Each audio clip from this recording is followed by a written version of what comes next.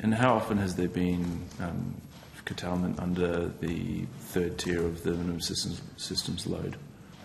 I don't have the exact number of times. I can think of one, which is when South Australia was isolated from the rest of the national electricity market.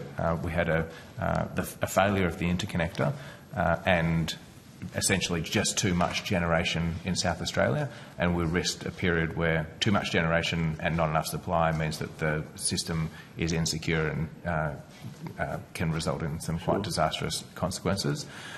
We asked the transmission company and distribution company to curtail some rooftop solar in that instance, and they did. I think the other thing that might be worth mentioning, just to see the process in action, and this is an operational issue, not a planning issue, so but it's something obviously we talk about at AEMO as our group functions, that the MSL1 was actually issued in Victoria on grand final day, where it was a very sunny day, and there was obviously low load because lots of people were hooked and it was a public holiday, and so that was where MSL1 was issued, but it didn't get to an MSL2, which is that market response in action, where you put out the MSL1 notice and the market looks at that and decides what it's going to do in terms of increasing demand to help to manage that. One more and then rotate. So very infrequently, and from our perspective, as infrequently as possible. Could you maybe just take it on notice and outline, if there's more, some of the all of the times that it's been curtailed? Thank you. And just finally, on the solar cut-off mechanism, does AEMO believe that there isn't a need for that solar cut-off mechanism? Yes, to maintain system security. This is not a tool that we should be using often. The right answer to this is that consumers have their empowered to have their devices participate in the broader system. But at the end of all of the toolkit, it's better to curtail rooftop solar than to switch off entire towns and suburbs that are providing too much energy back into the grid. And if you do think it's needed, then why haven't you submitted a rule change proposal to the AMC for a standard rule change process?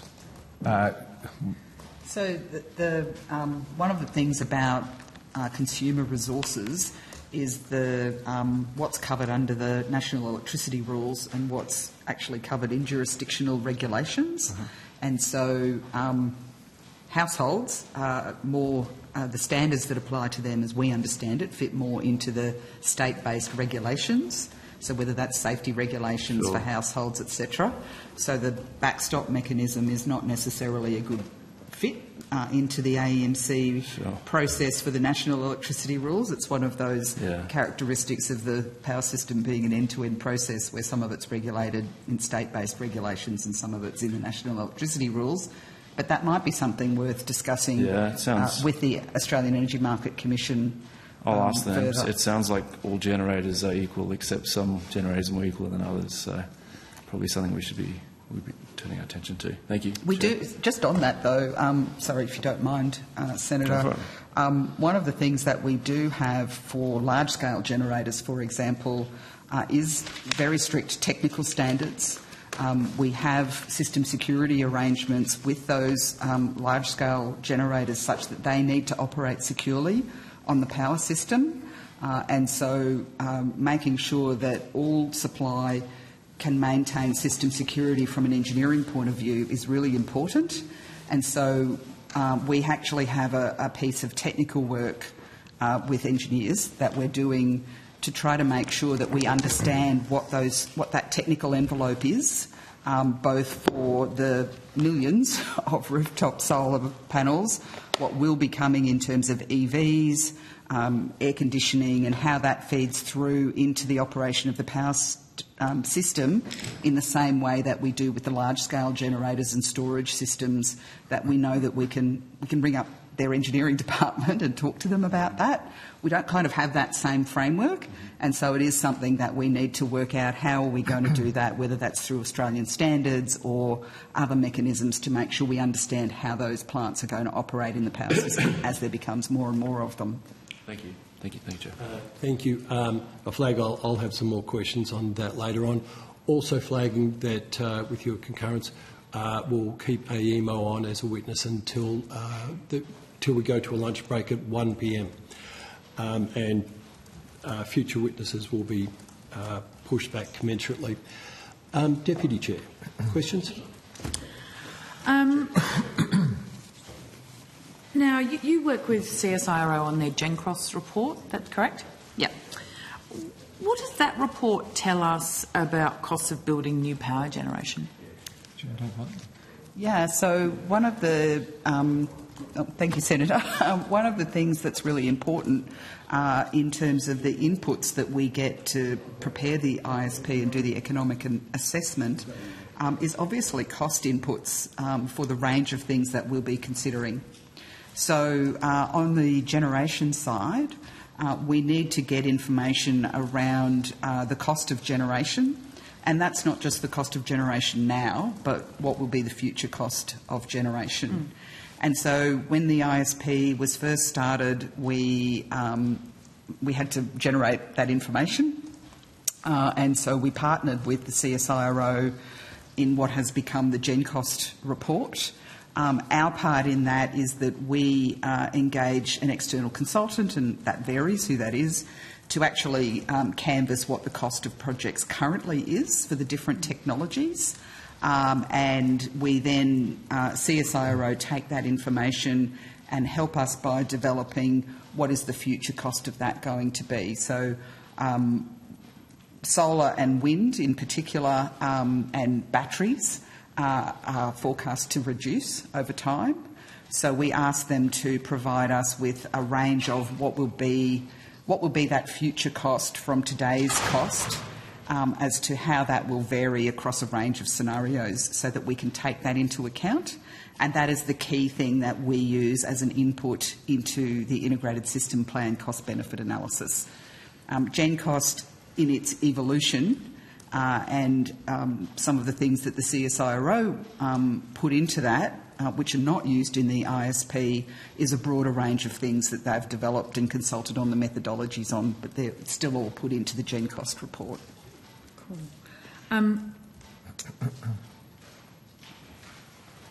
As the system stands currently, coal provides a level of baseload power, is that correct?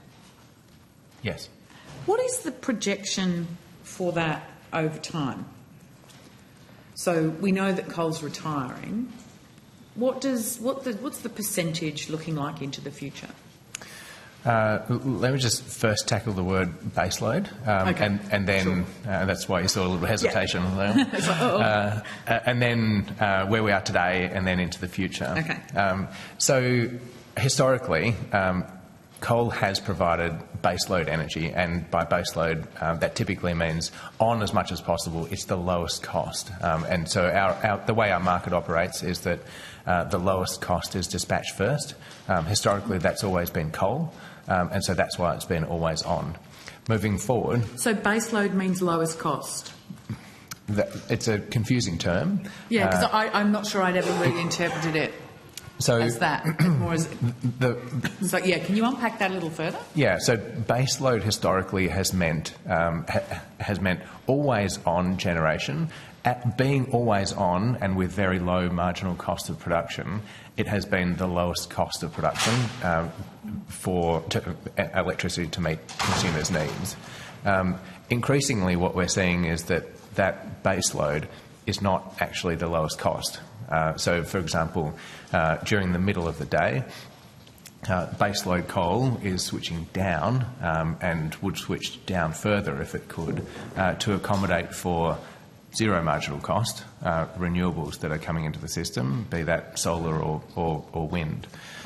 So the concept of, I've described the old paradigm of baseload to meet the lowest level of energy needs, and then peaking plant to meet those peak periods of time in the afternoon and evening. That paradigm is shifting to renewables being the lowest cost, and firming. And that firming is absolutely critical. And it's to meet the difference between the lowest cost supply and demand. But that firming will come from increasingly battery storage, pumped hydro, and flexible gas generation as the power system evolves. So that's the concept of baseload and firming through to renewables, baseload and peaking through to renewables and firming. Now, to answer your question on coal. So coal, which has historically been the mainstay of Australia's power production, over the last 12 months has provided around 55% of energy needs in the national electricity market, about 5% from gas and about 40% from renewable energy. Over time, that's obviously decreasing. In the last decade, we've seen 12 coal-fired power stations retire over the last decade, and that is obviously forecast to continue. The rate at which that 12 coal-fired power stations, yeah. The rate at which that continues is up to investors. The owners of those power stations, which are old, and both coal and gas and oil power stations as well, when they retire from the market is really up to them. It's not being driven by your policies or government policies, it's being driven by... We're not driving it. The decision to close is the asset owner's decision. It's not our decision. What they need to do with AEMO is to provide us with 3.5 years' notice of that closure. But when that plant closes is the decision of the asset owner. Going forward, there are, of course, different projections about when these old plants, both coal and oil and gas, will close. To provide two data points on that, the first would be the Integrated System Plan, which says that to meet Australia's emissions targets on the way to net zero, then 90% of all coal-fired power stations are expected to close in the next decade. That's a forecast based on what is required to meet Australia's emissions targets. A different data point would be, well, when have coal-fired power stations or oil and gas power stations notified us that they're going to close? That's also public. It's on our Gen info file. It's on our website as well, which provides dates by which asset owners have nominated when they're going to close. So you don't tell them that? We don't tell them that. They tell us. Plans are. They're not binding. The only thing that's, that they are required to do is to give us 3.5 years' notice. So while they provide an indication of when they expect that plant to close, it's not binding. Okay, so in the next 10 years, you're saying that 90% of that generation will be gone.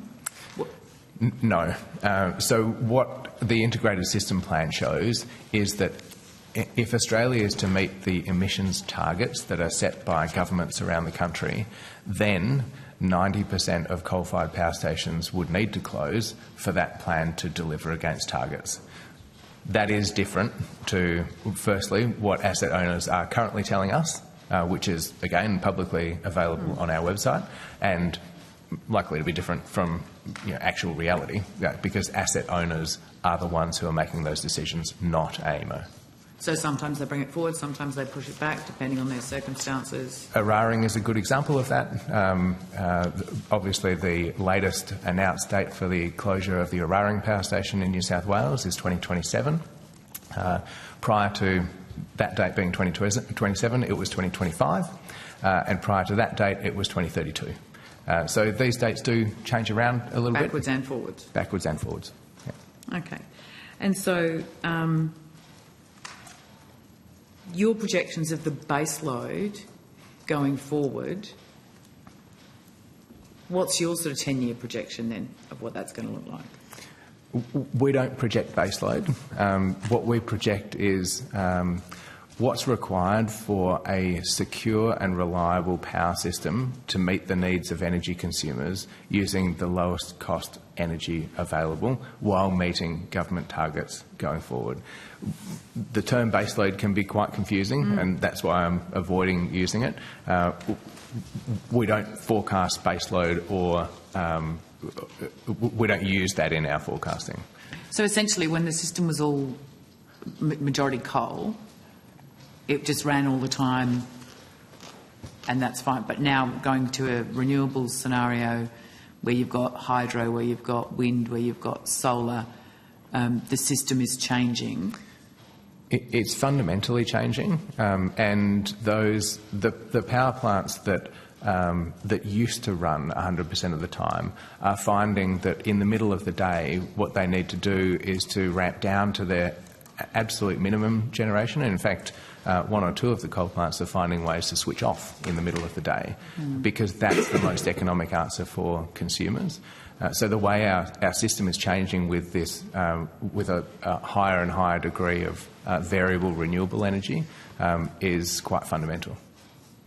And Senator, just to add to Daniel's evidence, I think from the way that we see our planning function and our integrated system plan report progressing, what we have is a current system where coal is the dominant source of energy and baseload is a key issue.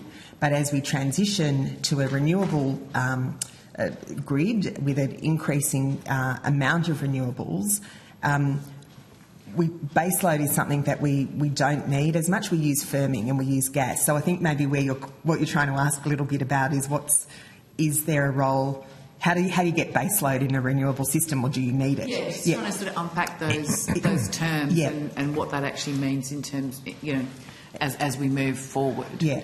And perhaps just to bring to life a day or a week in the 2040s, in the integrated system plan doesn't have any always-on generation. It doesn't have if you like, variable renewable energy is the new baseload because it is the lowest cost to consumers. That's obviously variable. And what's needed is storage in terms of batteries and pumped hydro to smooth out the peaks and to fill in the troughs from that variable renewable energy. And there will be times when the sun doesn't shine and the wind doesn't blow for extended periods, and Australia needs flexible gas generation to be able to provide that firming generation for the extended periods, most likely in the winter, when the sun doesn't shine and the wind doesn't blow for periods. Right, okay. I do have more questions. I'm probably going to have to put them on notice because I have to share the call, but thank you very much. Thank you. Thanks, Chair. Senator Canavan. Look, thanks very much, Chair. It's a very good segue into my next line of questioning, which was about this issue.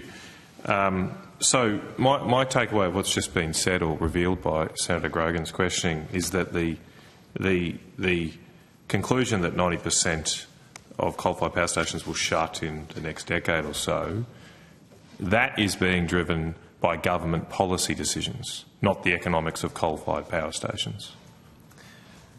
I'd also say it's not a conclusion. It's the integrated system plan projects that in the most likely scenario, as per the way the integrated system plan is developed, to meet Australia's emissions targets, then 90% of coal-fired power stations are expected to close. To shut. Yeah.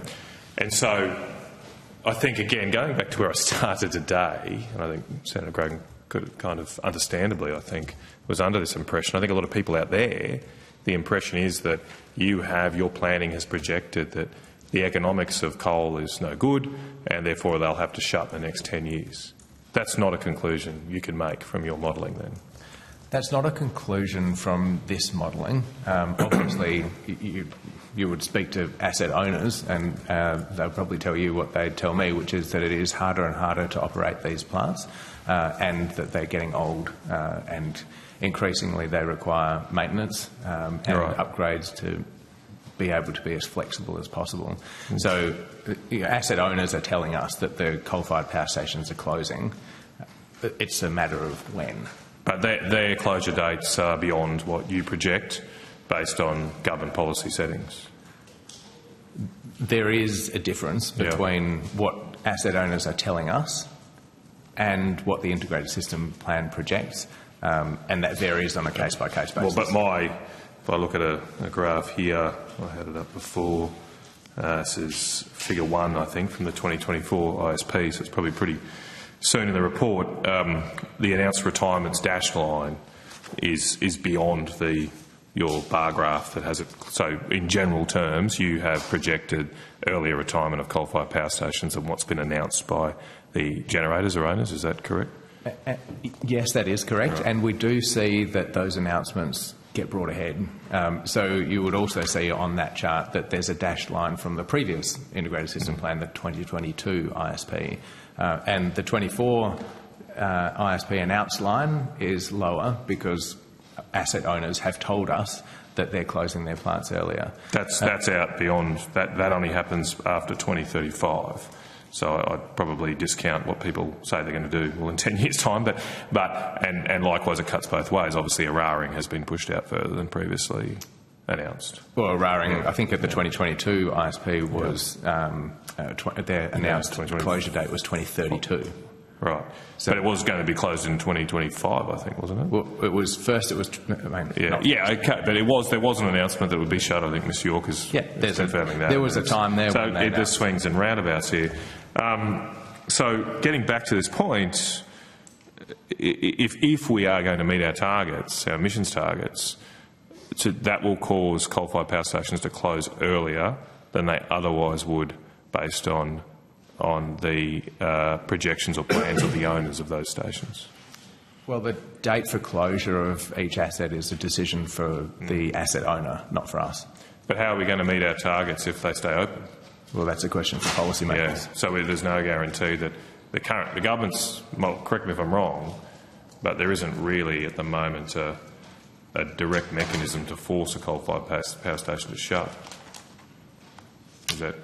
No. Not that I'm aware of. No. So if they're still making money and want to stay open, they obviously think they're going to be making money for longer than your projections say. Where we're not going to meet our emissions targets, are we? If they don't shut by the dates you're suggesting? Well, again, what the integrated system plan shows is what's required to meet government targets. Yeah. So there's a gap currently in the current plans. Again, I suppose we've kind of gone over this, but you don't have any modelling of what the costs would be if the retirements of coal-fired plants stuck to the announced retirements pathway. You don't then generate, well, this is what it would cost to consumers or cost to the overall running of the electricity grid. No, we don't do that at all. Okay, all right. I just wanted to go back. You were quoted, Mr Westerman, in July of 2022 saying that, and I direct quote in an article in Renew Economy, that we know that we're likely to see 60% of today's coal generation gone by the end of the decade. And go and say, so in fact, these recent energy events, that's in brackets, I'm not sure if you said that, but so in fact these events have simply underscored the need to accelerate Australia's energy transition to the cheapest form of reliable electricity. So on what basis were you saying that 60% of coal generation would be retired by the end of the decade? I can't recall the exact quote. Right. I believe that it would be reported. We maintain two sort of sets of coal closure dates. One is what's required by the integrated system plan. One is the announced retirement dates. Those announced retirement dates we do use in our analysis of the Electricity Statement of Opportunities reports. So these are the sets of analyses that basically show what investment is required to make sure that Australian consumers have access to reliable and secure electricity over the decade ahead. I don't have my notes from the time, but potentially I was reflecting the dates that are given to us that then go into the ESU analysis. Well, perhaps you could take that on notice, because at least when I look at the figures, I think the 60% figure you're using there is from the ISP. So if that were true, you couldn't conclude that would be gone by the decade, could you? Because as you've said all morning, these are just projections, they're not actual outcomes, even predicted outcomes. think I'd go one step further, which is that even if we were using the announced dates that are given to us, they're not set in concrete either. Yeah. Of course. But could you take on notice where you got the 60% figure from in July 2022? I can. Yeah, thank you.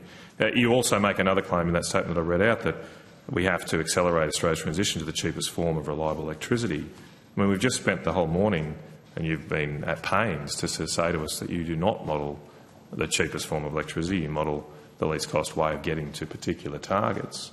So on what basis did you tell all of Australians that that we need to transition to a cheaper form of electricity? How did you come to that conclusion? The winter of 2022 was a very difficult time for all consumers and many in the industry. That was the time when we had a coincident period where there was a lot of coal-fired power station outages, high prices for gas, a wind and solar shortfall, and high demands. That led to a very challenging time in operating the system, and a real need for all of the power stations that were available to maximise their output into the market. What became pretty evident in that period of time were that the power stations that we were relying on to supply electricity to Australian consumers weren't there when we needed them. And what I was told by asset owners is that these coal-fired power stations, in the majority, were old. They needed maintenance, and like an old car, they break down sometimes. Yeah, exactly right. And my reference there would be to, as has been AEMO's consistent message, that investment is needed in generation, in storage and in transmission to make sure that consumers continue to have access to secure and reliable electricity at the lowest cost possible. Not sure you've answered my question, though. You left the impression for people, like any reasonable person hearing this, because you say, and I didn't say the next sentence, I'll say that now, you said it's these events, and you've gone through them, I well remember it too, in the winter of 22, these events have simply underscored the need to accelerate Australia's transition to the cheapest form of reliable electricity, and that is firmed renewable energy. I don't think anything in your answer has confirmed to me why and how you could make that conclusion, given all morning you've told us that your work, your modelling, does not actually answer that question. It simply answers the question of, if we are to install 82% renewables, what's the least cost way to it? It doesn't evaluate the difference between, for example, of going to 82% renewables and rebuilding those coal-fired power stations. Yes, they're old, but of course they could be rebuilt and we could have new ones. How did you conclude that firmed renewable energy was the cheapest form of electricity? The modelling that we do for the Integrated System Plan shows that the lowest cost replacement for coal-fired power stations that are retiring is renewable energy firmed by batteries, pumped hydro, and ultimately backed up by flexible gas power generation. Right. Well, look, I mean, Chair's moving me on, but the core problem, I think, here is that you are talking out of both sides of your mouth. You are making clear statements like this in the media that cause people like Senator Grogan to take a very different conclusion from your work than you've gone through this morning in detail to us. Your work does not do a cost-benefit analysis of net zero emissions. It does not do a cost-benefit analysis of 82% renewables. It does not answer the question that most Australians want the answer to, of what is the least cost way of producing electricity to them. Yet you make statements like this which suggest to any reasonable person that you are actually doing that work when you are not. So I think that has contributed to the great confusion that's out there about why this country can't seem to deliver cheap electricity. Thank you, Chair. Thank you, Senator Canavan. I guess sticking on a theme, but more looking at how we do, what sort of mechanism or approach should we be taking to get carbon out of our electricity system? It seems to me and others that if we are to decarbonise the NEM, it's simply a matter of displacing coal. And as you say, there's no formal trigger to be able to do that. It will depend on economics. So therefore, an economics approach to this problem is going to be the solution. currently, or most days, wholesale energy prices are zero or negative during the middle of the day. Is that correct? For the last quarter, around 20% of dispatch intervals have been negative, and that is broadly during the middle of the day, yes. And this is an incredibly powerful force in the NEM, in that it's doing a number of things. One, it's putting downward pressure on coal-fired stations to be able to how much they can operate, and therefore their economics is pushing down. The glut is largely driven by rooftop solar, which can't be curtailed unless you go through the process of what you were talking about earlier. Utility scale solar and wind out in the regions can be curtailed, so they're protecting themselves from those low prices, which has two effects. One, it's that VRE is not putting the downward pressure on energy prices that they've long promised. Would you agree with that?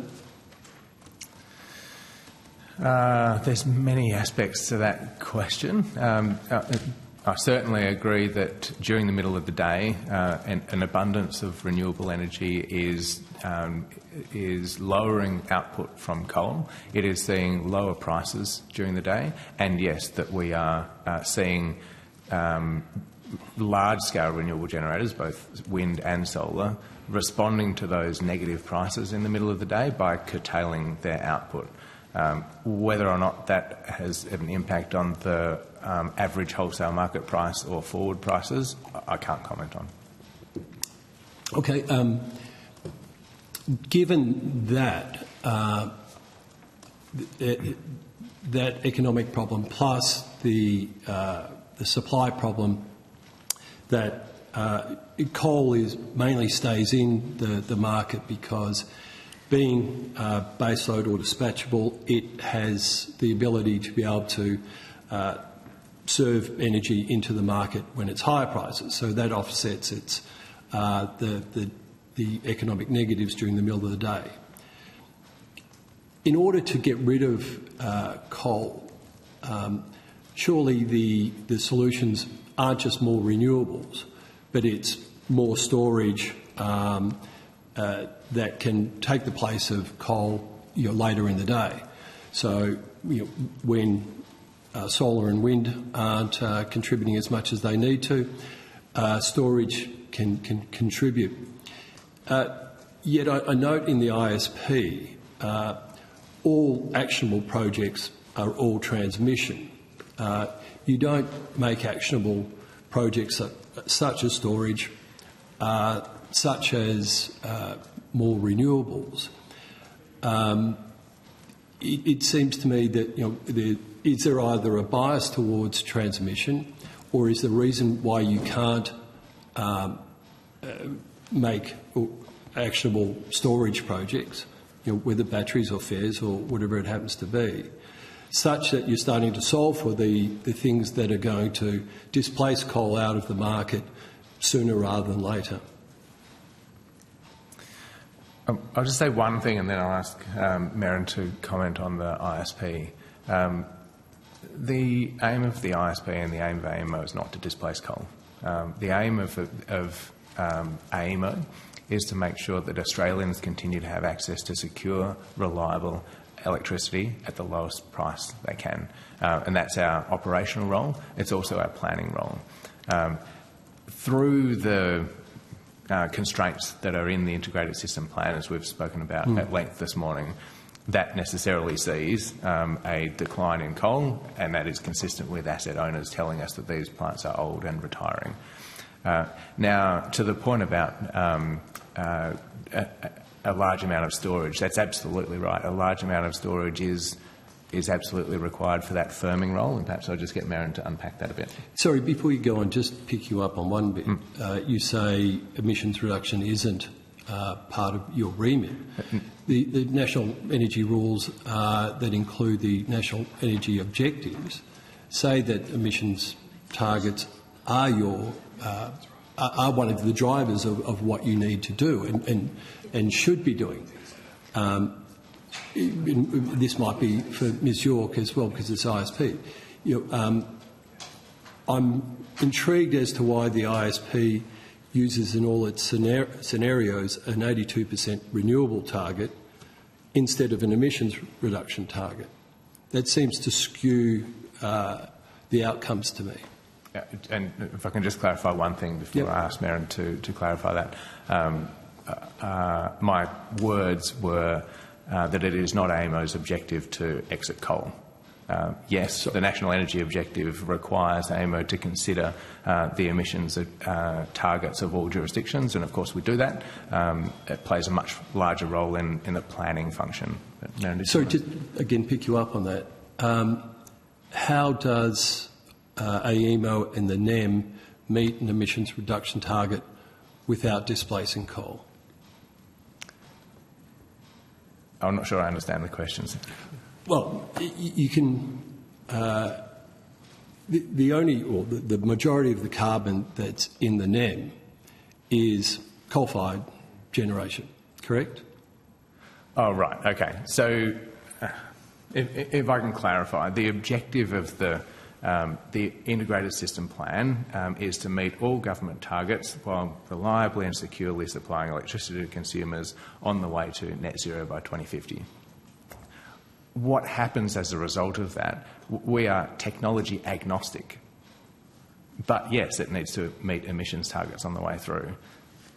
It happens that coal-fired generation is one of the highest forms of emissions intensity in the grid, and that is what falls out through the modelling. But it's not through a predisposition against coal-fired generators. But I'm not saying you're negatively disposed, but you do have an obligation to reduce emissions. And the only way to do that in the NEM is for coal to be either ordered out, incentivised to leave, or the economics of it don't stack up for the plant owners and they choose to exit. Our obligation is to consider the objectives, the emissions objectives of each of the jurisdictions in the national electricity market in our planning function, and that's the way the integrated system plan comes together.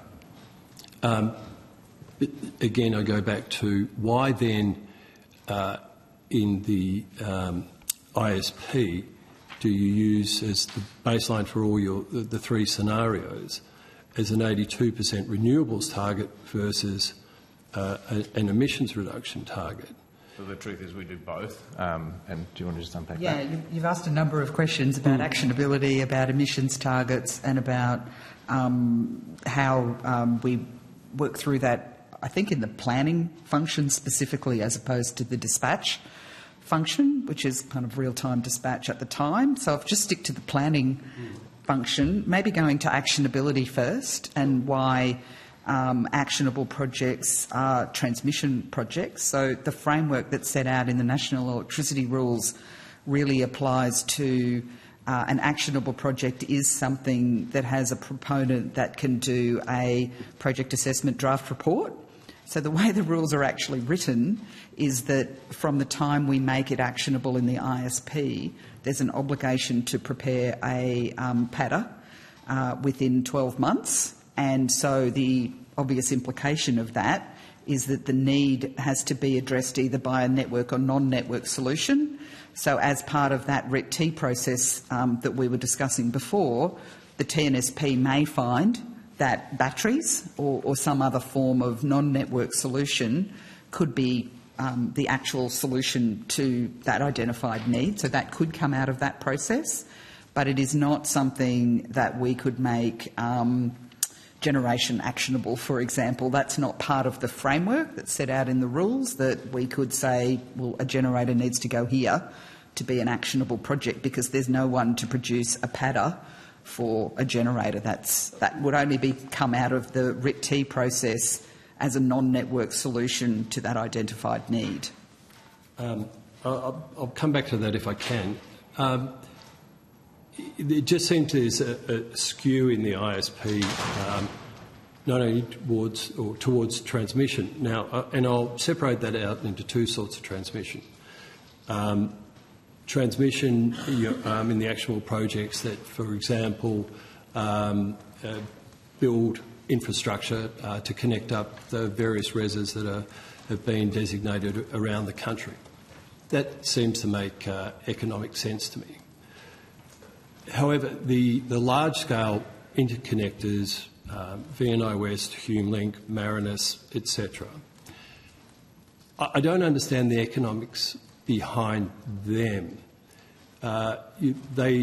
Connecting various regions across the country is their intent. Yet there is no generation price differential in those regions. It costs just as much to build or fuel a wind farm or a solar farm in most countries. Yes, there are some capacity factor differences, but certainly not enough to justify the high cost of interconnection. There's no temporal spread in terms of the NEM effectively runs north-south, so there's no time difference, as in a more western district could be supplying the east coast as it goes into dark. There just doesn't seem to be any economic justification for these projects when they come at an opportunity cost to be able to fund other things such as connect out more reses, more battery storage or pumped hydro storage. There seems to be a real loss of opportunity cost there. So the way in which the Integrated System Plan evaluates transmission, and before I talk about that, the way in which the ISP is developed in the actionability framework is specifically about what is the solution to identified needs going through the next stage, which is really regulated transmission. And that is a difference between generation development, which is investor-led and market-based, and transmission, which is that monopoly service which is regulated under the economic regulatory framework administered by the AER. So that is a difference, and that flows through to the way in which the rules are written. So when they evaluate that when we evaluate that in the ISP, what we do is using the cost-benefit assessment analysis guideline that's set out for the things that are within the national electricity rules, there's criteria and arrangements that can be considered in that.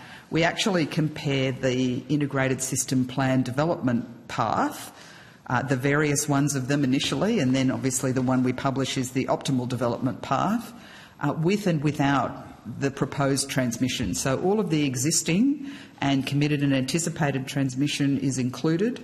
We remove all actionable and future transmission projects and work out how we would meet the objectives. So the emissions reduction objectives, the 82% renewable, all the other things that are in the target statement and the policies that are included, how would we meet that in the absence of that future transmission, both actionable and future projects? Take those out. And what we find is that there would be a lot more generation, storage, other types of infrastructure required. And then we're really looking at the difference between those capital costs, operating costs, etc. So what we find is that the transmission annualised cost from now till 2050 is $16 billion. If we go to the counterfactual and look at what are the other costs that would be incurred, we find that that counterfactual would have higher costs of the $16 billion plus another $18.5 billion of additional costs that would otherwise be incurred to reach those targets. So it's really a cost-benefit analysis that it's net beneficial overall to share that resource and avoid the additional capital cost, operating costs and other costs associated with that counterfactual where you don't have any of that transmission. I wish I had some more time to debate you on that, because I've got a lot of questions about your approach to cost-benefit analysis. But suffice to say that it would seem to most people that there is a lot more benefit out of, and you'll drive more renewables and more storage by facilitating connection to reses and supporting their infrastructure than interstate connection, which delivers no economic benefit because there's no differences in time, geography, or cost. I think both are required. It's not a one or the other.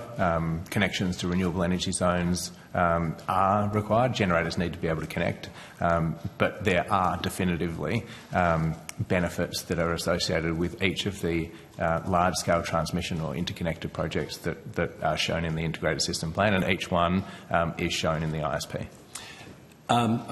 You might want to put that on notice to me, and I'll put some questions to you on notice to come back to me on that, because I can't see those arguments that can't be met in better ways, particularly at the absolute enormous cost of those, plus all the question marks that exist over how those projects have come to be developed and the cost blowouts that have happened right through that process.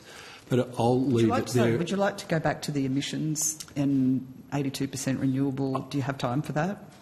I think I need to share the call, to be fair. Perhaps the short answer is that it is both, as Daniel said. So all of the targets that are set out in the AEMC's target statement, which includes emissions reductions, for example, on the Commonwealth, 43% below 2005 levels by 2030. That's included renewable energy target of 33,000 gigawatt hours, which has already been achieved. Commitment to 82% point, Ms. York, renewables. was that the ISP only models across all three scenarios 82%. It actually meets all of these, and the modelling includes those as an input, and so the modelling will deliver all of those targets. But 82% renewables doesn't necessarily equal 43% emissions reduction. No, but it's a government policy that's in the target statement as released by the AEMC, the Commission. So that's why it's in all of the different scenarios. But the rules say that the objective itself, number 3, says emissions reductions. Well, that might be a question for the Commission, but in the target statement that we need to take. I know it's in the target statement, but I'm referring to what's in the NEOs. Anyway, I'll pass the call to Senator Pocock. Thank you, Chair. I know we're running up on time, so I might just ask some more questions about curtailment of rooftop solar, and then put a bunch on notice. Ms. York, in your previous answer, you said that state-based regulation was more appropriate for solar cut-offs than the national electricity rules. Have you received legal advice to that effect? I have not personally, but that is something that I'm not sure, Daniel, whether we have legal advice, but that's something that we have been discussing in terms of those regulations. The regulations for consumer energy resources broadly are in state-based. Whether they should be in national or should be in state is a question for policymakers, but that they broadly are in state-based regulatory frameworks at the moment.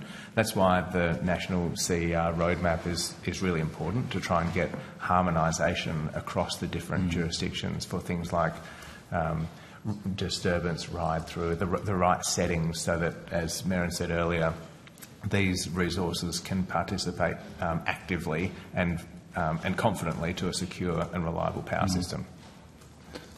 Given you're saying they broadly are, maybe if you can take a notice, if you have a copy of the advice or legal advice that was given to say that this is definitely under the purview of the states, rather than being able to... I think what we can come back with is our understanding of the regulations and laws that consumer energy resources adhere to, and how that's cut by by jurisdiction versus the national rules.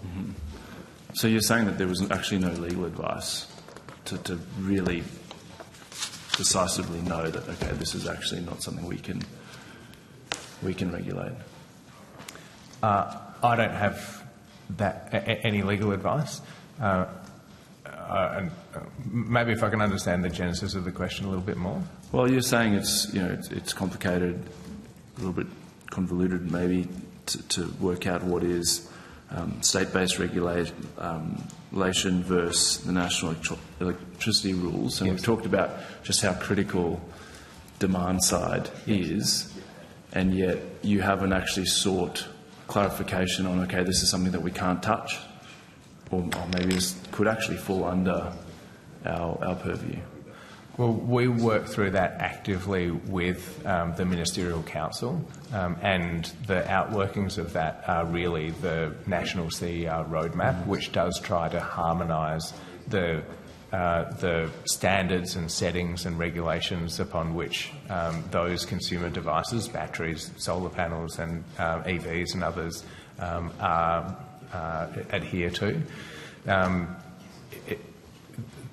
The answer to harmonisation that the Ministerial Council have announced is through that CER roadmap.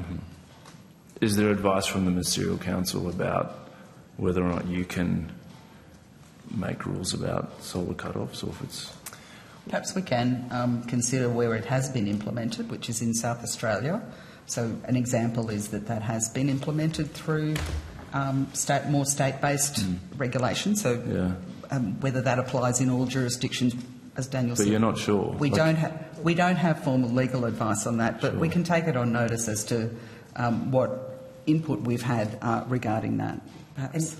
I mean, to be clear, Senator, I appreciate a lot of the inquiries about what our role and function is, and we're the operator, and so the questions about setting the rules and setting the policy frameworks are really ones for the energy departments and the ministers through the Ministerial Council, and we operate within that framework. So even if there was legal advice, we wouldn't really know if there was or wasn't. That's really a policy question. If there was legal advice, you wouldn't... Not as the operator, no. ...be able to do anything? Well, it's not something that as the operator we would generally get involved in. That's really something for a policy question for the policy development that's done through the Ministerial Council and each of the state energy departments and the federal energy department. Sure. But you also chose not to propose a rule change to the AEMC on something that's happening, and my understanding of this is that there would usually be submission of a rule change so that you can do this curtailment. So I'm just trying to work out, like, it doesn't quite line up with what you're saying. Yeah, so we haven't submitted a rule change to give ourselves the ability to curtail rooftop solar. That's true. The ability to do that is generally a state-based ability. I don't have legal advice on that. That's just my knowledge of the electricity system that we operate within. The way that we've chosen to bring that together, noting that the Commission is the rule maker for the national electricity rules,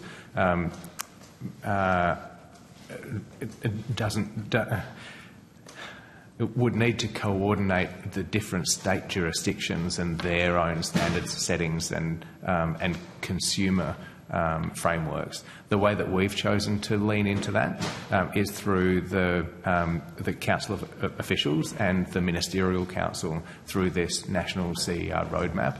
And we do see that as a very productive step forward in the harmonisation of standards and settings that does achieve certainly the objectives that the operator has in gaining confidence in these devices. Okay. I guess in my mind, representing people in the ACT, this seems exactly the reason there are some concerns around transparency. And if there's not the public process of going through AEMC, how are Australians supposed to know and have faith that consumers are getting value for money? Yeah, I think it's a challenging question when you get to the consumer end.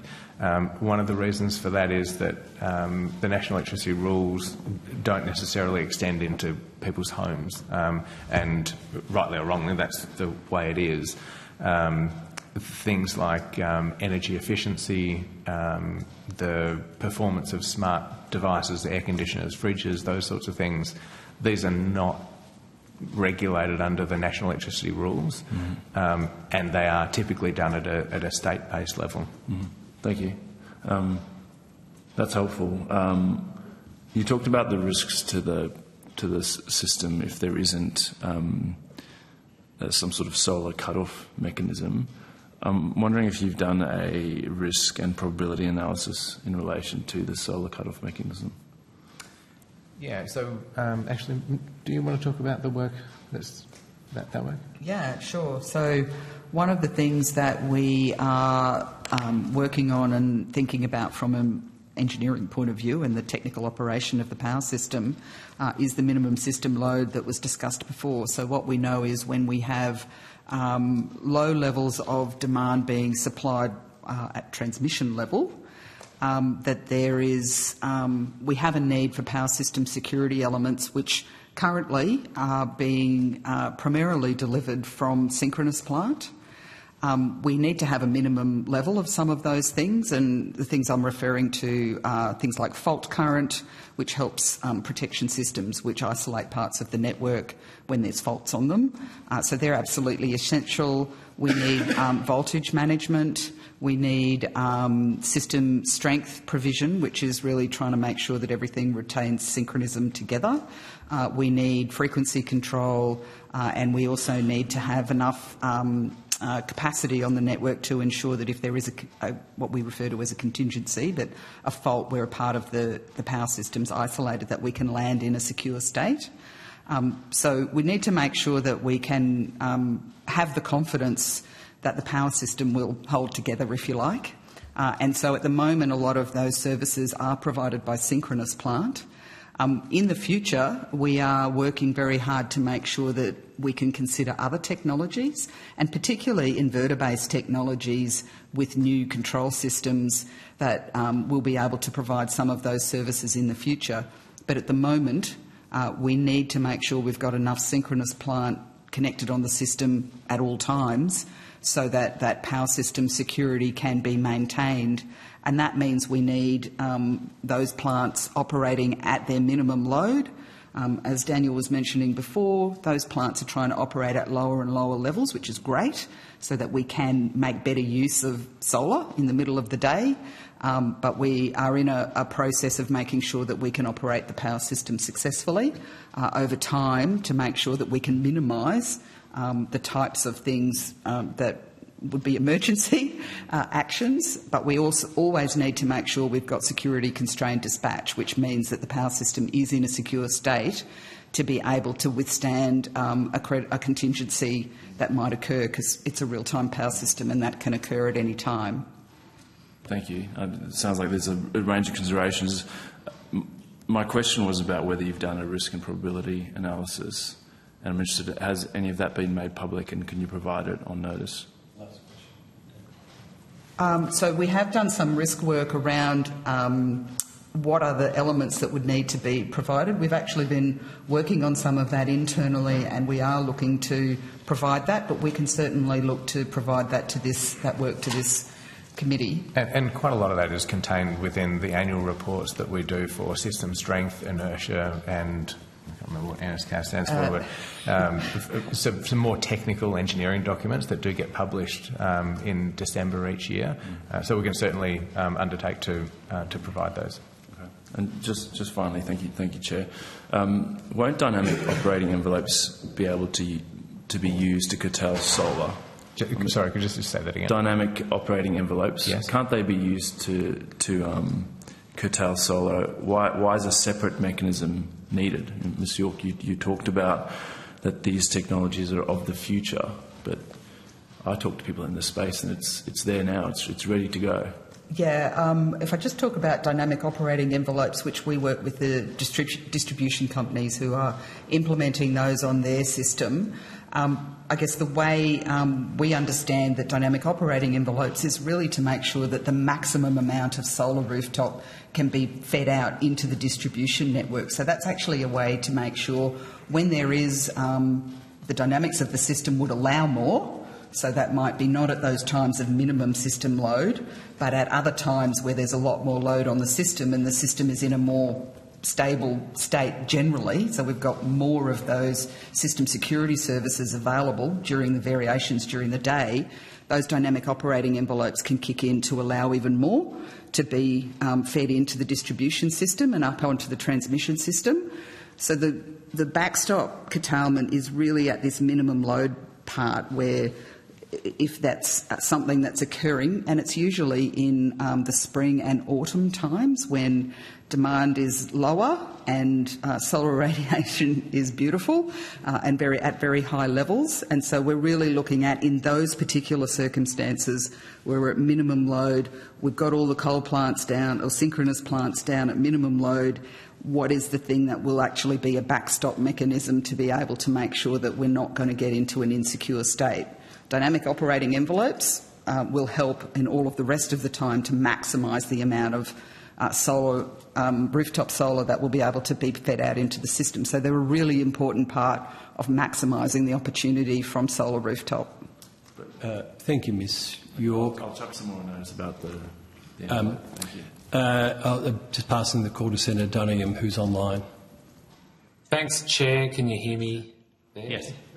Great, excellent. All right. Look, I think we've only got sort of 10 or so minutes or whatever left. I just wanted to, if I can, sort of go back over some of what I think others have asked. So AEMO can't provide guarantees on price for the reasons that have been outlined, which I understand. But I want to sort of go to how government targets shape the work of AEMO with regard to the ISP. So,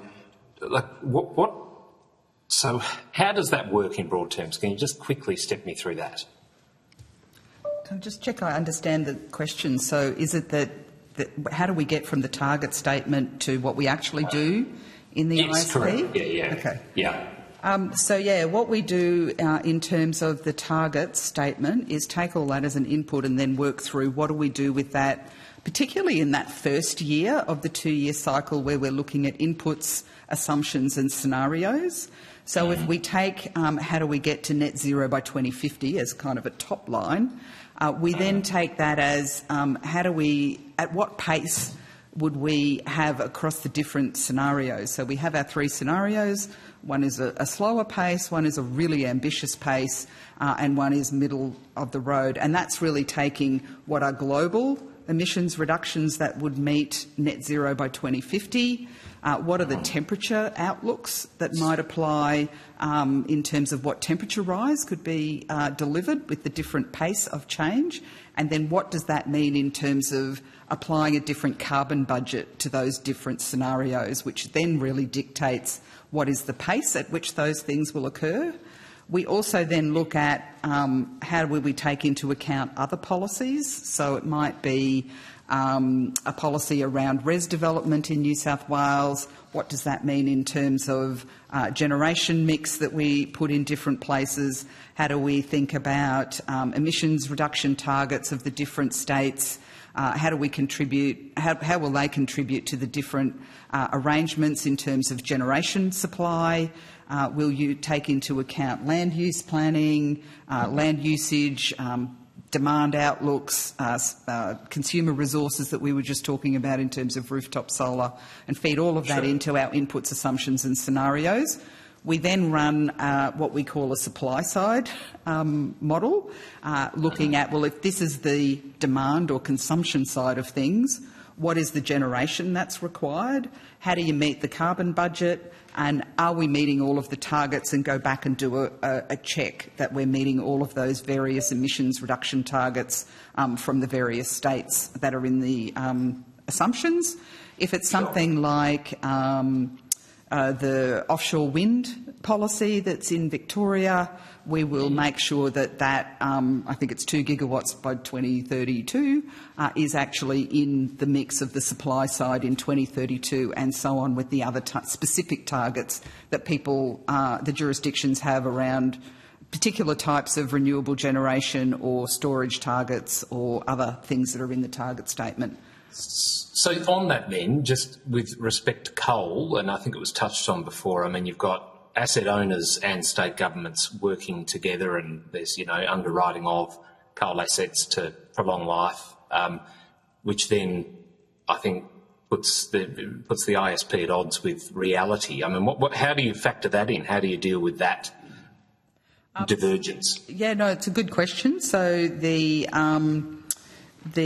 emissions reduction is what largely drives coal, the profile of coal closures. So you will see a different profile in the slower pace of change, the middle of the road, and the more ambitious pace of change. And that's really because to meet that pace of change, you have to reduce the emissions in the modelling. You have to reduce the emissions faster to meet the different pace of change that's in the various scenarios. We will then just prepare information about how that might be different to the announced retirements or other arrangements that various state governments might have with coal plants, which are not an input unless they're something that we are given as a policy that we would need to include. So are these inputs, so they're not binding, it is to a degree, and perhaps it's the wrong word, a matter of discretion for AEMO to take in what policy inputs and what government jurisdictions are doing across the country as to how it guides what the ISP looks like? The inputs in the target statement are a must. We must consider those. Right. If they're not listed in the target statement, like a particular agreed date with a jurisdiction about closure of a coal plant, then that is not an input we must take into account. And across the various pace of change to meet the emissions reduction and the net zero by 2050, then we will look to what do we need to do in terms of emissions reduction to actually meet that pace of change. Yes, we should also probably just outline that there are, in terms of the government policy that does get included outside of the emissions, outside of the target statement, there's a set of criteria by which if they meet, I'm going to say 2 of those criteria. It's any of those criteria, then they are included. They are included. Okay, so this probably takes me to where I was going to go. So I think on page 4. Page 4 of the 2025 Inputs Assumption Scenario Report consultation, it says the AEMO state that as required under the National Electricity Rules, for the ISP's purposes, all scenarios in the scenario collection apply relevant policies that meet public policy criteria, including international commitments such as the Paris Agreement, and legislative policies that are quantifiable with AEMO's modelling scopes. And then on to page 13 of that document, it says, the same document, it says AEMO is bound by the NER to consider policies that meet the relevant public policy criteria. But then I think, and this is what I'm trying to understand here, I'm trying to reconcile that with what the National Electricity Rules actually say, where they state that paragraph B under the rules, it says, in determining power system needs and in determining how integrated system plan would contribute to achieving the national electricity objective in relation to participating jurisdictions, AEMO, 1, must consider, and that was what I think was being referred to before, the emissions reductions targets stated in the target statements, and 2, may consider, and so there's a degree of discretion here, a current environment or energy policy of a participating jurisdiction, and it goes through emissions reductions targets, which is not set out in the target statement, where policy has been sufficiently developed to enable AEMO to identify the impacts, etc. And it goes through those, I think, what you were referring to as the any categories. The 1, a commitment that has been made to an international agreement. B, 2, policy has been enacted in legislation 3. So I want to know, does AEMO interpret the requirement to consider these targets as an injunction that these targets must bind all scenarios? Well, certainly in the target statement, which was issued when the NEO was amended, and I'm just not 100% sure of the exact date. Since that has been in place, that only came into the National Electricity Rules when the NEO was amended to include emissions and the target statement was published. So since that time, anything that's in the target statement we must take into account. Prior to that, it was only the second part of those, with those criteria, that guided what we take into account. So then we would consider whether any of those criteria had been met as to whether we would make that as a binding input into the IASR process, and we would consult on that. So we would provide in the draft IASR an indication of what we thought we needed to do based on whether there's an international commitment, whether there is legislation, etc., and we would then consult on that and then make that definitive statement in the final IASR. Sure, okay. I just want to I could go on a bit more about how the ISP is sort of developed and how, some of these targets are missed and therefore scenarios don't properly take them into account perhaps. But I just more broadly would be keen to understand why emissions seems to get a much higher level of importance applied to it than cost in terms of the ISP. I mean, has there ever been a decision actively taken to place emissions higher than cost of production or cost to the consumer of energy?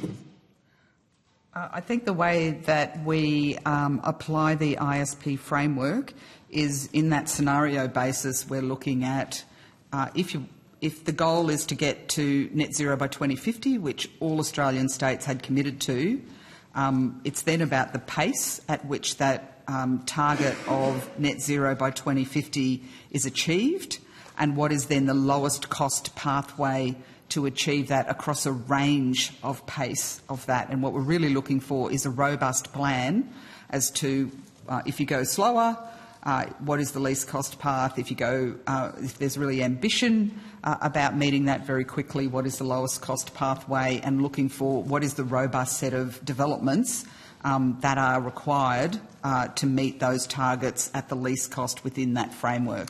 And perhaps just to add to that, the primacy of the integrated system plan is about providing secure and reliable electricity to consumers. It's not a primacy of emissions. This is about reliable and secure electricity, and then within a set of quite tightly prescribed guardrails that are outlined in, I think it's 20 pages of rules. Yeah, but the point was just made that the goal, according to all of the jurisdictions, is to reach net zero by a point in time, and then that goal being set, figure out how to do that with a consideration to cost after that. So, that to me sounds like we've got to reach that goal and then we'll figure out how, it's not about a dollar value, but how you might do that in the least cost way. That is clear to me. Chair, I have no further questions. Thank you. You're bang on time, Senator Duniam. As you can tell, there's a huge amount of interest in having AEMO before us.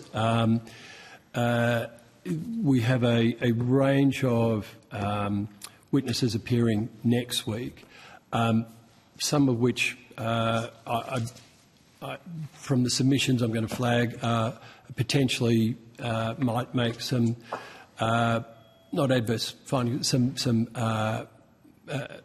make some assessments of your work that you may wish to come back at a later time and address. So if that's suitable to you, we'll try and find another time to get you back. In the meantime, any questions on notice are due back by 2 weeks. 2 weeks today. And obviously any members who wish to put any questions on notice are able to put them to you as well. So look out for those. Thank you, Chair, and thank you, Senators. Thank you very much. We're going to adjourn now. We'll return from lunch at 2 p.m. But if I could just keep the members here very briefly for a very quick private meeting, please. And